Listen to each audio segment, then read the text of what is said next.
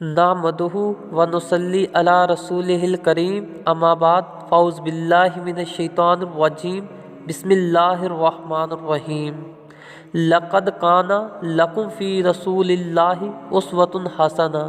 यकीनन रसूल अकरम सल्लल्लाहु अलैहि वालैहि वसल्लम की ज़िंदगी तुम्हारे लिए बेहतरीन नमूना है। आज हम एक ऐसा ही हजूर अकरम सल्लल्लाहु अलैहि वालैहि वसल्लम की हयात तैयबा का सच्चा वाक़या बयान करने जा रहे हैं। जैसा कि जब मक्का नबी करीम सल्लल्लाहु अलैहि वालैहि वसल्लम के हाथ पर फतह हो गया तो अकरमा बिन अबू जहल जद्दा की तरफ भागे। एक कश्ती पर सवार होकर हबश की राह ली। रास्ते में सख्त तूफ़ान आया और कश्ती डोलने लगी।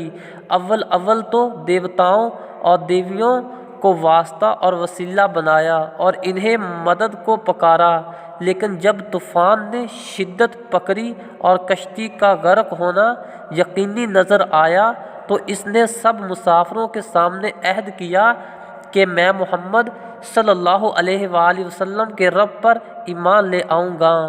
मुसाफिरों ने भी इसे इस घड़ी ये कहा कि हाँ, देवताओं और देवियों की बजाय सिर्फ एक अल्लाह को पुकारा जाए, इसके सिवा अब कोई दूसरी ताकत हमें इस मुसीबत से नजात नहीं दे सकती। अकरमा ने फिर कहा कि अगर मैं इस तूफ़ान से बच गया तो सीधा मोहम्मद सल्लल्लाहु अलैहि वसल्लम के पास जाकर कलमा शहादत पढ़ लूँगा। इसके बाद अकरमा ने कश्ती में सवार सब मुसाफिरों के साथ अल्लाह को पुकारा। चुनाचा कश्ती सलामत किनारे जा लगी। सब ने अल्लाह अकबर का नारा बुलंद किया। हजूर अकरम सल्लल्लाहु अलैहि वसल्लम के हजूर पेश होकर इस्लाम ले आए और बकिया उम्र इन सब ने जहाद में गुजार दी। सुबहान अल्लाह।